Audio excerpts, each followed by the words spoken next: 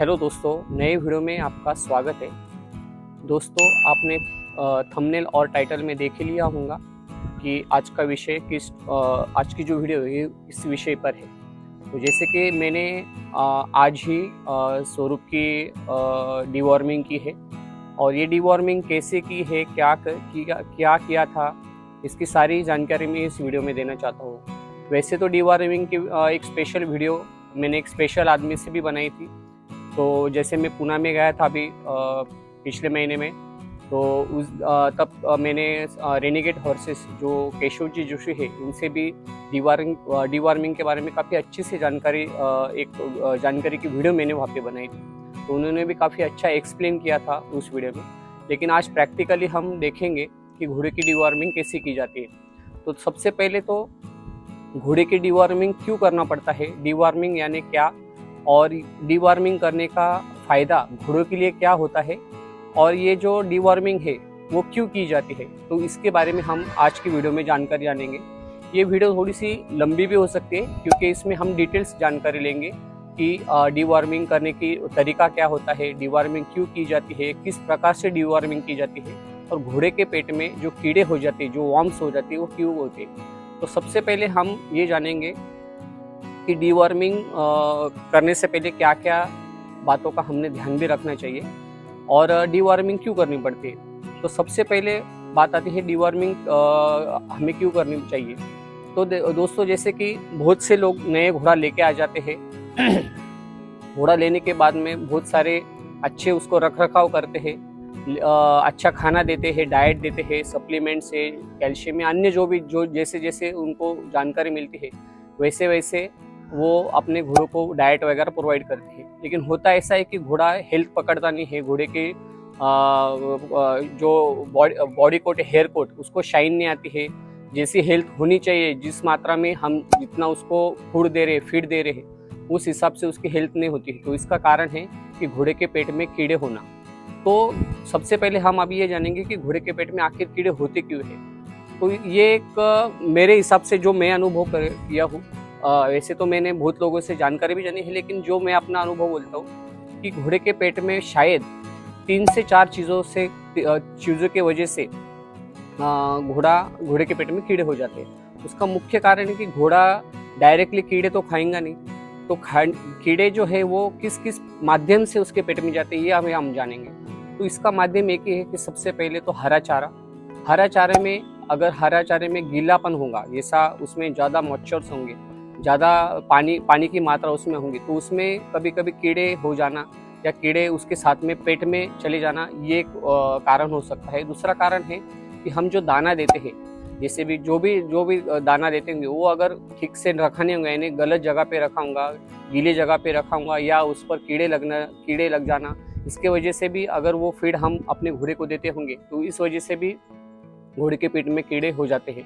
तीसरा कारण है कि हम पानी साफ सुथरा अगर नहीं पिलाएंगे, अगर पानी में गंदगी होंगी, पानी साफ सुथरा नहीं होगा, जहाँ पे आप पानी स्टोर करते होंगे वो पानी की जगह गंदी होंगी, तो उस कारण से भी कीड़े या बैक्टीरिया जो भी है वो उसके पेट में जाने के चांसेस बहुत बढ़ जाते हैं। चौथा कारण है जहाँ पे हम घोड़े को खाना देते हैं, जैसे कई जगह पे पक्की ठान की हुई, जैसे हमने भी स्वरूप की है, या जो भी जिसकी वेस्ट में जैसी व्यवस्था होंगी, तो अगर वो जगह साफ सुथरे नहीं होंगी, जैसे साफ सुथरा नहीं होगा, उसमें गंदगी होंगी, तो इसके कारण भी कभी कभी वहाँ पे वॉर्म्स हो जाते हैं, वही वॉर्म्स घोड़े के पेट में चले जाते हैं। ये मोटे मोटे जो कारण है उसके वजह से पेट में कीड़े हो जाते हैं। अब ये कीड़े होने के बाद में घोड़े के सेहत पर इसका क्या असर होता है। तो सबसे पहले घोड़े के सेहत पर यह असर होता है कि घोड़ा वेट कम कर लेता है, घोड़ा सुस्त हो जाता है ज़्यादा से ज़्यादा, घोड़े को काम करने का मतलब जान पर आती है, घोड़ा जैसा चाहिए वैसा स्फूर्तिला नहीं होता है।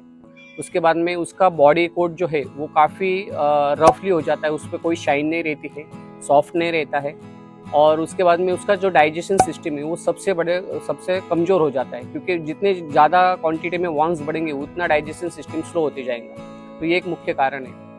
कभी कभी आपने बहुत जगह पे देखा भी होगा कि बच्चे घोड़े अगर आप लेते होंगे नहीं, या बड़े भी घोड़े रहते होंगे, तो उनकी बॉडी बहुत वीक रहती है, हड्डियाँ दिखती है, लेकिन पेट बहुत काफ़ी बड़ा फुल गया होता है, खुला हुआ रहता है। तो इसका मुख्य कारण यही है कि जो पहले ऑनर रहते हैं उन्होंने समय पर डीवॉर्मिंग नहीं की होती है, इसलिए वो घोड़े के पेट इतने फूले हुए रहते हैं।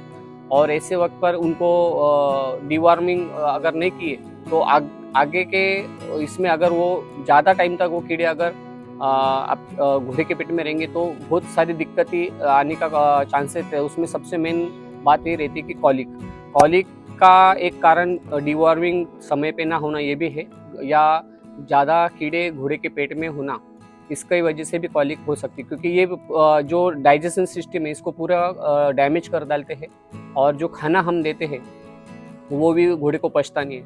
तो जैसे घोड़े को हम जो भी खाना खिलाते हैं, तो जैसा अभी समझो कि हमने घोड़े को 3 से 4 किलो अगर दिन में दाना देते होंगे, तो उसमें से 3 से 4 किलो में से कम 2 किलो 2.5 किलो घोड़े को शरीर को पचाने में लगता है। और उसके बाद में उसमें जो अच्छी तत्व है वो जो वार्म्स है वही खा लेते हैं। तो उसके वजह से जो घोड़े को जो शरीर को लगना चाहिए, जो हम जो डाइट दे रहे हैं वो शरीर को लगना चाहिए, इससे बॉडी गेन होनी चाहिए, वो होती नहीं।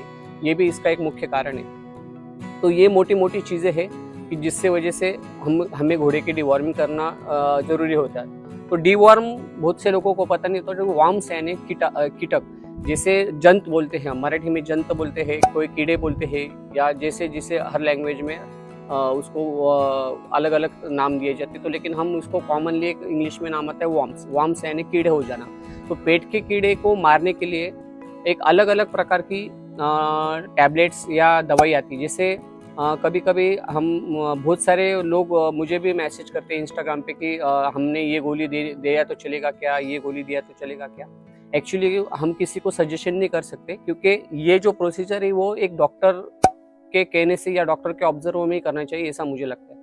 क्योंकि गाय भैंस की जो टैबलेट्स आती है या उनके पेट में जो कीड़े रहते हैं वो उनसे अलग प्रकार के कीड़े घोड़े के पेट में हो जाते हैं।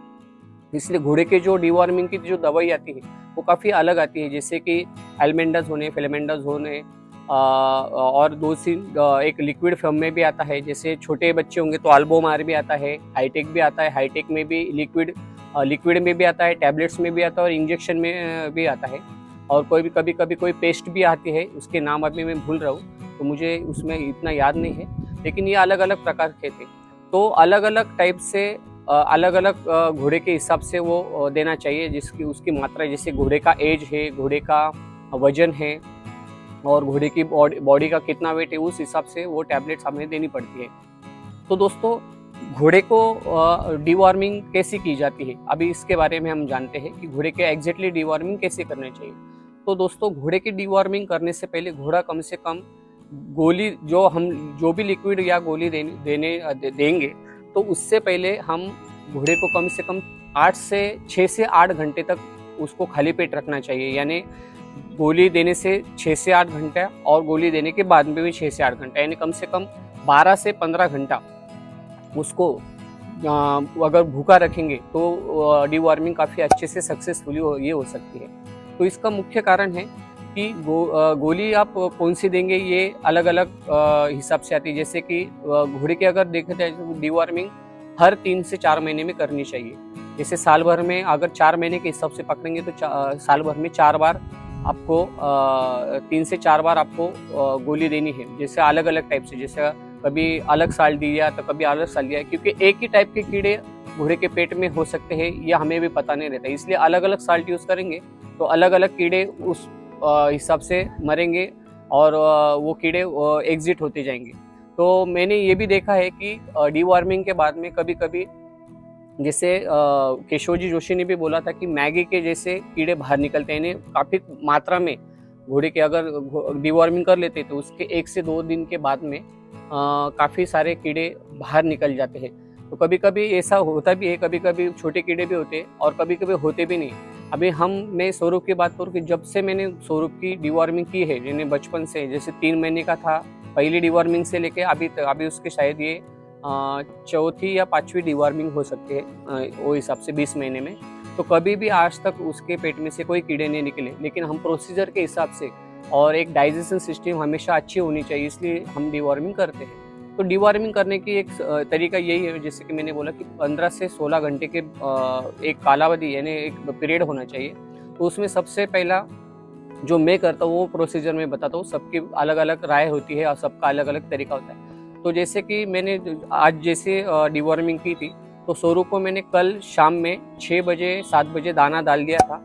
उसका जो रेगुलर टाइम है उस हिसाब के बाद में उसको मैं मात्रा भी कम रखी थी, क्योंकि उसको ऐसे नहीं लगना चाहिए कि मेरा आज कुछ टाइम मतलब मुझे आज फीड नहीं मिला, तो मैंने उसको कम ही डाला था। जैसे रोज जाता उससे थोड़ा सा कम डाला था, यानी 70% मैंने उसको दाना डाला। उसके बाद में उसको रेगुलर उतना ही रखा। फिर शाम रात को मैंने 8 साढ़े 8 बजे उसको रेगुलर पानी पिला दिया, जैसे जिस समय पे हम पिलाते।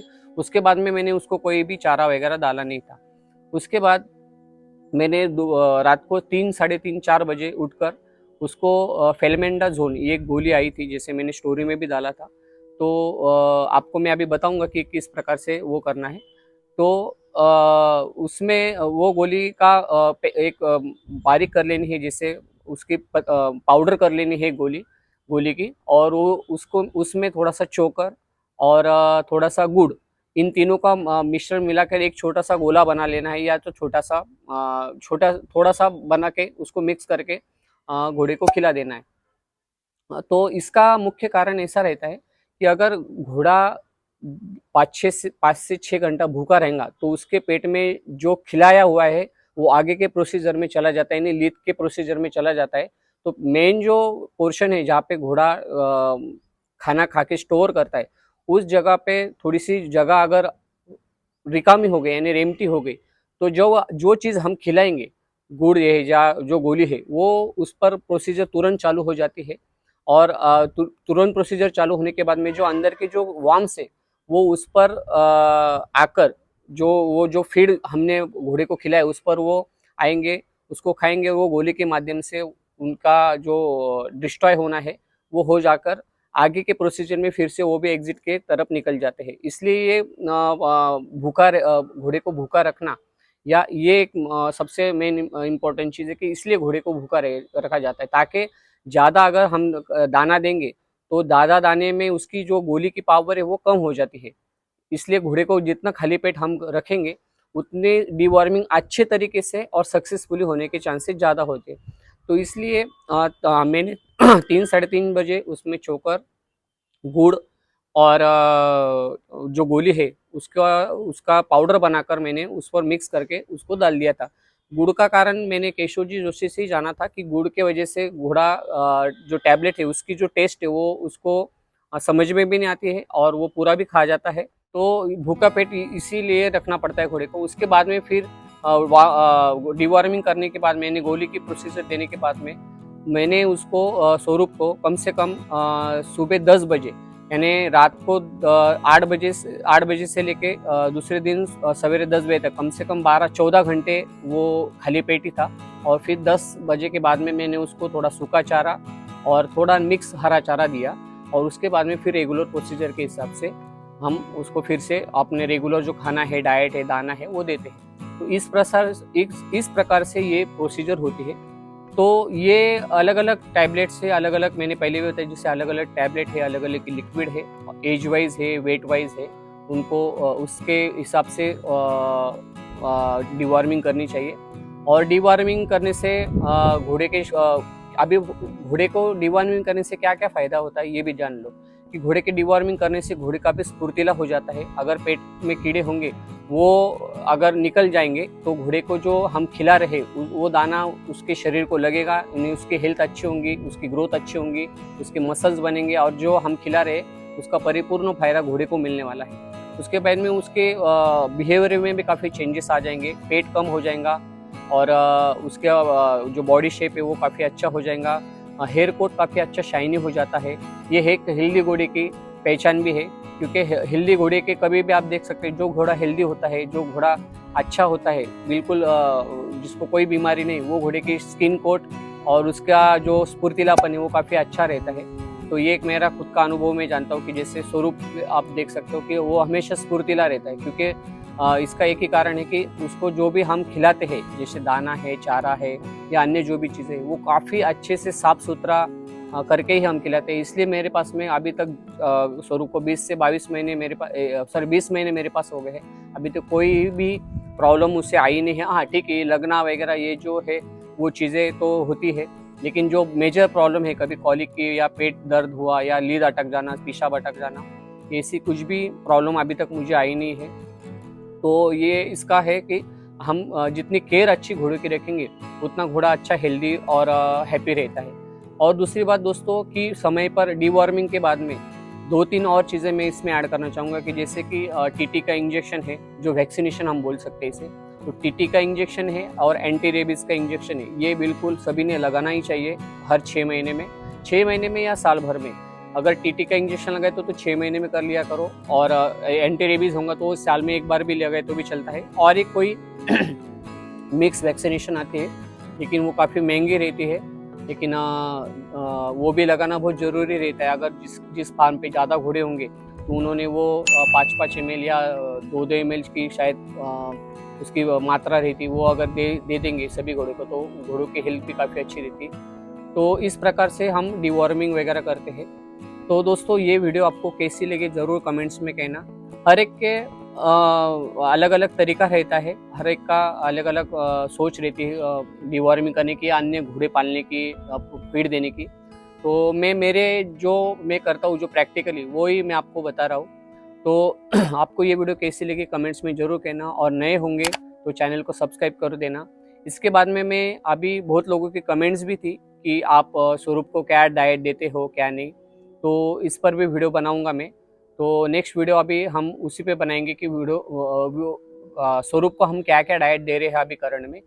तो नेक्स्ट पार्ट अभी वही आएगा। बाकी आपको मैं फिर से रिक्वेस्ट करता हूँ कि आप अगर नए होंगे चैनल पे ज़रूर सब्सक्राइब करें, ताकि आने वाली नई वीडियो की नोटिफिकेशन आपको ज़रूर आते रहेंगे। धन्यवाद।